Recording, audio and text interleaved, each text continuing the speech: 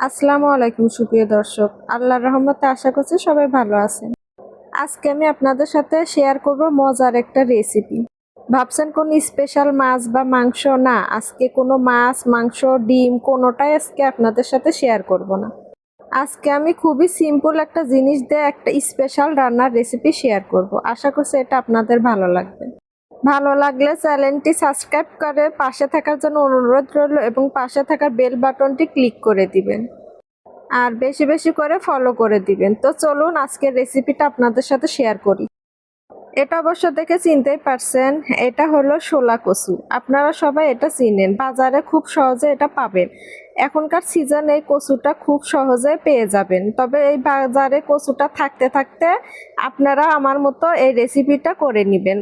তো প্রথমে আমি 1 আঙ্গুল সমান কচুগুলো ছিলে কেটে নিয়েছি। দেখতে পাচ্ছেন আমি চারপাশ দিয়ে অল্প করে কেটে ফেলে দিয়েছি এবং এখন মাঝখান দিয়ে কেটে 4 ভাগ করে নিচ্ছি। তো দেখুন কিভাবে আমি লম্বি ভাবে 4 ভাগ করে নিয়েছি, আপনারা সেম ভাবে করে নেবেন। তারপরে কচুগুলো ধুয়ে আমি দেখুন একটি ছুরির সাহায্যে কিভাবে কেটে নিচ্ছি। এভাবে পাতলা পাতলা করে, তবে পুরাটুক কাটবো না, নিচের অংশ একটু বাদ দিয়ে উপর কেটে নিচ্ছি। আপনারা দেখে বুঝতে পারছেন আমি কিভাবে কেটে নিচ্ছি।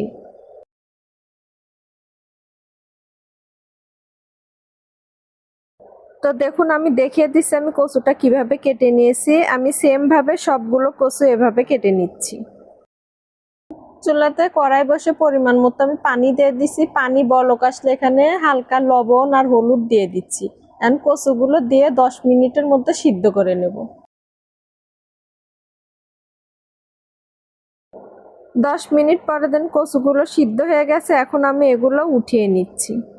কচুগুলো ঠান্ডা হতে দিয়ে এখানে আমি স্পেশাল মশলা তৈরি করে নেব। এর জন্য এখানে আমি একটা টমেটো নিয়েছি, আর অল্প পরিমাণ আদা নিয়েছি রসুন, আর 8-10টা নিয়েছি শুকনো মরিচ। আপনারা আপনাদের ঝালটা পছন্দ মতো কম বেশি করে দিতে পারেন। কিছু নিয়েছি ধনিয়া পাতা, আর এখানে পেঁয়াজটা একটু বেশি দিয়েছি, আমি বড় সাইজের 4টে পেঁয়াজ দিয়েছি। আর এখানে আমি 4টা কাজু বাদাম আর 4টা কাঠবাদামও দিয়েছি। হাফ চামচ দিয়ে দিলাম পোস্ত দানা, আর 1 চামচ দিয়ে দিলাম সাদা তিল। এখন এগুলো ভালোভাবে ব্লেন্ড করে নিব। আর এখানে আমি কচুগুলো ভেজে নেব, এর জন্য একটা ব্যাটার তৈরি করে নিচ্ছি। এখানে আমি 1 কাপ বেসন নিয়েছি, হালকা পরিমাণে লবণ দিয়ে দিচ্ছি, আর হালকা পরিমাণের হলুদ গুঁড়া আর মরিচের গুঁড়া দিয়ে দিচ্ছি। এখন একটা হ্যান্ড উইক্সের সাহায্যে ভালোভাবে মিশিয়ে এখানে আমি নর্মাল ঠান্ডা পানি অ্যাড করে দিচ্ছি। আমি অল্প অল্প করে পানি অ্যাড করে সুন্দর একটি ঘন ব্যাটার তৈরি করে নিব।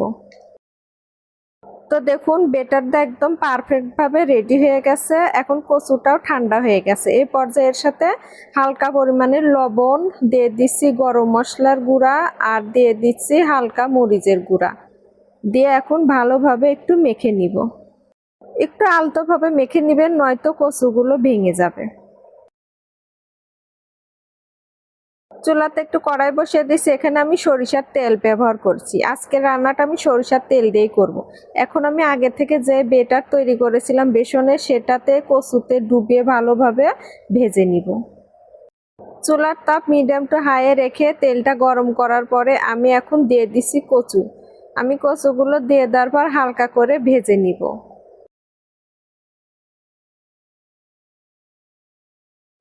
তো দেখুন কচুগুলো ভাজা হয়ে গেছে, আমি এইরকম হালকা করে ভেজে নিচ্ছি। এখন কচুগুলো আমি উঠিয়ে বাকিগুলো ভেজে নিচ্ছি।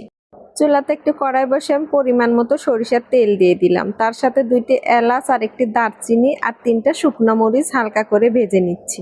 হালকা ভাজা হলে এই পর্যায়ে আমি হাফ চা চামচ দিয়ে দিচ্ছি জিরা। জিরাটা অবশ্যই দিবেন, এতে করে সুন্দর একটা স্মেল বের হবে। এ পর্যায়ে আমি আগে থেকে যে ব্লেন্ড করে রেখেছিলাম মশলা, সেটাই দিয়ে দিচ্ছি। এর সাথে অল্প পরিমাণ পানি দিয়ে এখন মশলাগুলো একটু সময় নিয়ে কষিয়ে নিচ্ছি। এর সাথে আমি দিয়ে দিচ্ছি স্বাদ মতো লবণ, হাফ চা চামচ হলুদের গুঁড়া, হাফ চা চামচ দিয়ে দিচ্ছি জিরার গুঁড়া, আর হাফ চা চামচ দিয়ে দিচ্ছি ধনিয়ার গুঁড়া। আর এর সাথে এখন দিয়ে দেব 1 টেবিল চামচের মতো টক দই। অবশ্যই টক দইটা ফেটিয়ে দিবেন, নয়তো দলা পেকে যাবে। এখন আরও কিছুক্ষণ মশলাটা কষিয়ে নিব। মশলা কষানো হয়ে গেলে এ পর্যায়ে আমি এর সাথে পানি অ্যাড করে দিচ্ছি। এখানে আমি 1.5 কাপ পানি দিয়েছি।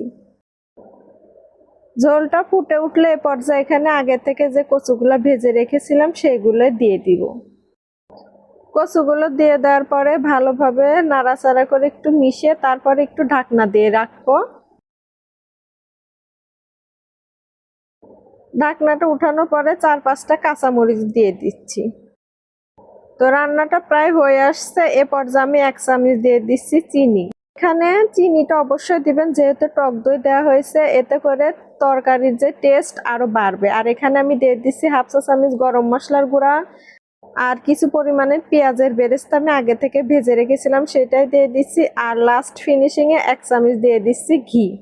এখন আমি একটি বাটিতে পরিবেশন করে আপনাদের দেখিয়ে দিচ্ছি। দেখুন আমি একটা চামচ দিয়ে উঠিয়ে দেখাচ্ছি কতটা দুর্দান্ত হয়েছে। এটা খেতে কিন্তু খুবই সুস্বাদু। এটা কিন্তু সাদা ভাত বা পোলাওর সাথেও খেতে পারবেন, আবার এমনিতেও খেতে পারবেন। এটা যদি এভাবে রান্না করেন তাহলে মাছ মাংসের প্রয়োজন হবে না। বিশ্বাস না করলে একবার হলে এটা বাসায় রান্না করে খেয়ে দেখবেন। আজকের মতো এখানে শেষ করলাম। আবারও হাজির হব আপনাদের মাঝে নতুন এক রেসিপি নিয়ে। সবাই ভালো থাকবেন, সুস্থ থাকবেন। আল্লাহ হাফেজ।